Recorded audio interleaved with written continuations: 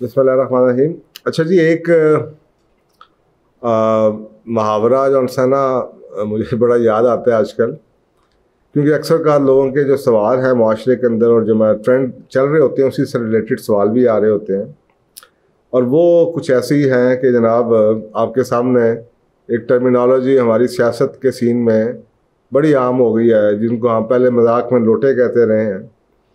तो ये बुनियादी तौर पे सियासत से शायद ये सिलसिला शुरू हुआ था, और ये सियासत से चलते हुए ये कई जगहों में पहुंच गया है। मैं कई, क्योंकि काउंसलिंग में इन्वॉल्व हूँ, कई मैं देखता हूँ कि जनाब रिश्ते चल रहे होते हैं, एक एक वक्त में दो दो चल रहे होते हैं, और जनाब मियाँ या बीवी में से जनाब किसी ना किसी का साथ शादी भी हुई है, साथ अफेयर भी चल रहा है, या लोग जौन से हैं वो जॉब्स के साथ साथ काम करने की कोशिश कर रहे होते हैं, और बिजनेस में और जॉब में वो स्प्लिट हुए होते हैं। और कभी बाज़ दफ़ा ऐसा भी होता है कि जनाब शादी के बाद पता चलता है कि जनाब शादी तो हो गई है, लेकिन नया घर बसाने की जो बुनियाद है वो तो बनी नहीं है, और जनाब या लड़का या लड़की में से कोई एक या दोनों शादी भी हो गई है, लेकिन डिक्टेशन जौन सी है वो अपने घर वालों से या वो ले रही है या वो ले रहा है, और बार बार यानी कि कहना ये चाह रहा हूँ कि जी स्प्लिट दो चीज़ों में जो कॉन्फ्लिक्टिंग है। आप खुद सोचें कि अगर एक मियाँ है, उसने अपनी अम्मा की भी बात माननी है, या उसने अपने बीवी की बात माननी है, या बीवी ने अपने मियाँ की बात माननी है, या अपने घर वालों की माननी है, और बाद अगर कॉन्फ्लिक्टिंग की प्रायोरिटीज़ आ जाती हैं तो झगड़े तो होंगे। इसी तरीके से एक आदमी एक तरफ नौकरी कर रहा है, दूसरी तरफ कोई अपना काम करने की कोशिश कर रहा है। कई सवाल इस तरह के इसी से रिलेटेड आते हैं, क्योंकि मेरी अगर आप देखें रोड टू सक्सेस, तो उसके अंदर मैं 1995 में भी लिख चुका हूँ कि कामयाबी में एक बेसिक असूल ये होता है कि आप फोकस के साथ काम करते हैं, और आपने अपने आप को जो कॉन्फ्लिक्टिंग चॉइसेस हैं उनसे बचाना है। लेकिन आजकल माशरे में दो दो लाइफ स्टाइल्स लोगों के चल रहे होते हैं, और पॉलिटिकल पार्टीज़ में भी ऐसे ही चल रहा होता है कि जनाब फैमिली के अंदर स्प्रिट है। एक जनाब फैमिली में, चाहे वो उनकी स्ट्रेटजी का हिस्सा भी हो सकता है कि फैमिली में एक जौन सा शख्स है वो किसी पार्टी में है, दूसरा किसी पार्टी में, ताकि in all times to come कहीं ना कहीं हमारी पोजीशन पावर में रहे।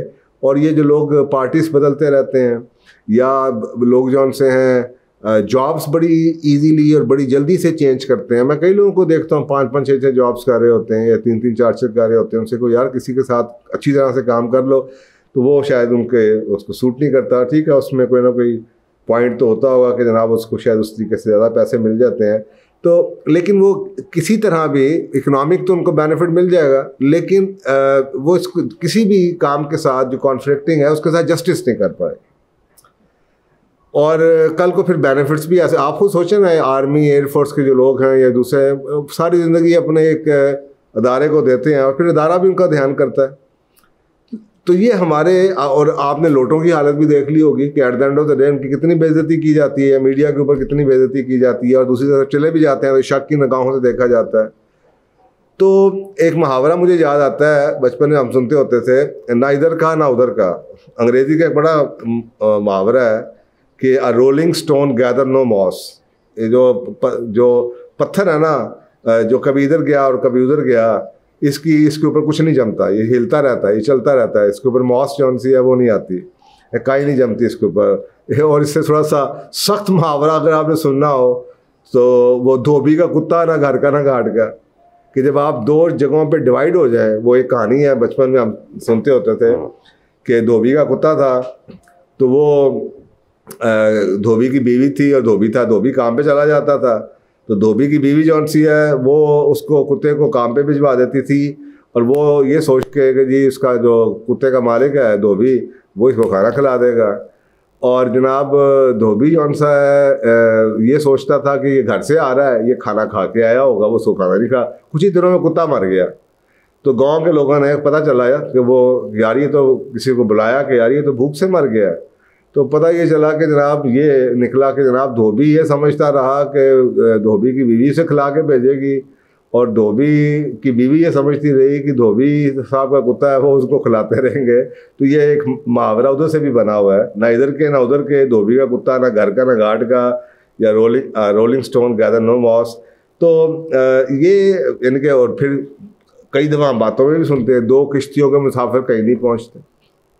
इनके आप सारी ज़िंदगी 2 किश्तियों में पाँव रख के तो नहीं चल सकते। मैं अक्सर लोगों से एग्जाम्पल देता हूँ, यार अगर आप किसी हाईवे पे जा रहे हो तो थोड़ी देर के लिए तो आपके पास ये चॉइस है कि जनाब आप दोनों लेन के सेंटर में गाड़ी चला लें, लेकिन थोड़े ही अरसे में आपको या इस लेन में आना पड़ेगा या उस लेन में जाना पड़ेगा। ये सारी ज़िंदगी आप सेंटर में रह के गाड़ी नहीं चला सकते, या एक्सीडेंट में हो जाएगा या कुछ और नुकसान हो जाएगा। तो इसी तरह ज़िंदगी के अंदर भी आपको ये जो हम लोगों ने नई सब कुछ ही, मोरालिटी भी चेंज हो गई और सब कुछ एथिक्स भी चेंज हो गए, और था जो ना खूब बतदरीज वही खूब हो गया, कि जो बातें हम पढ़ते थे वो नई नस्ल को भी ये बातें याद रखनी चाहिए कि जनाब आप लॉयल्टीज जो सी है ना, ये डिस्ट्रीब्यूट नहीं होती हैं। जब आप किसी शख्स के साथ लॉयल होते हैं ना, तो फिर पक्का ये, अब अक्सर का ये वर्ड अंग्रेज़ी में अब हमने सुनने ही छोड़ दिए हैं। लॉयल्टी किसे कहते हैं? अब हमारा ये कॉमन एवरीडे यूज़ में ये वर्ड लॉयल्टी आता ही नहीं है।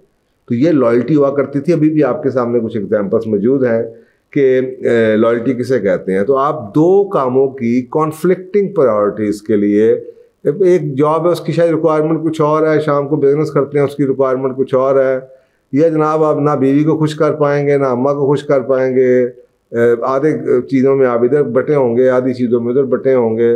तो ये चीज़ें आपको ध्यान करनी चाहिए। और इसी के ऊपर कुरान पाक के अंदर सूरह बकरा में एक 208 नंबर आयत है कि मोमिन इस्लाम में पूरे के पूरे दाखिल हो जाओ और शैतान के पीछे ना चलो, बेशक वो तुम्हारा सही बहुत बड़ा दुश्मन है। तो ये मेरा ख्याल है कि इसके मायने मुझे ये लगता है कि यार पूरे के पूरे दाखिल होना, ये आधा काम इधर का, नमाज भी पढ़ लेंगे, रोज़ा भी रख लिया, ज़कात भी दे दी, खैरात भी कर दी, दिल अंदर से मुसलमान भी है, अजान के वक़्त सर पर दुपट्टा भी शायद रख लिया, या जनाब थोड़ा सा खामोशी कर दी, लेकिन पूरे के पूरे इस्लाम में हम दाखिल नहीं होते। हम इस्लाम को अपना डेली लाइफस्टाइल के अंदर शामिल नहीं करते। हम बाकी चीज़ें भी साथ चलाई जाते हैं, नाच गाना डांस ये वो सब चीज़ें चलती रहती हैं। तो ना हम इधर के रहते हैं ना हम उधर के रहते हैं, सारी ज़िंदगी हम कंफ्यूज रहते हैं, ख़ुद भी और दूसरों को भी कंफ्यूज रखते हैं। तो ये मुहावरा जौन से हैं, बल्कि कुछ लोगों ने फीडबैक भी दिया कि जी ये बड़ी अच्छी चीज़ आप लोगों ने शुरू किया। मेरा ख्याल है कि इसके थ्रू हमारी अपनी तरबियत इन्हीं मुहावरों के थ्रू ही हमें ये बातें पता है। तो वो जब 95 में मैंने किताब लिखी और जब लोगों से मिला तो पता चला कि पावर ऑफ फोकस, कामयाब लोग वो हैं जो फोकस से काम करते हैं, वो एक वक्त में एक काम उठाते हैं। वैसे भी रिसर्च भी ये बताती है कि जी इंसान का जो दिमाग है, स्पेशली आदमी का जो दिमाग है, वो कंसंट्रेशन के साथ काम करने के लिए बना गया हुआ है। आप इसी को इसी चीज़ को आप छोटी छोटी चीज़ों में लगाना शुरू कर दें कि आप जनाब एक इम्तिहान की तैयारी भी कर रहे हैं और साथ आप जनाब अपने कोई नई म्यूज़िक की एल्बम भी लॉन्च कर रहे हैं, आपके उधर के भी दोस्त हैं तो आपके उधर के भी दोस्त हैं, आपके जनाब उलमा लेवल के या इस्लामी दोस्त भी हैं, और आपके नाच गाने वाले और शराबी कबाबी दोस्त भी हैं। तो आप ना इधर पहुंच पाएंगे ना उधर पहुंच पाएंगे।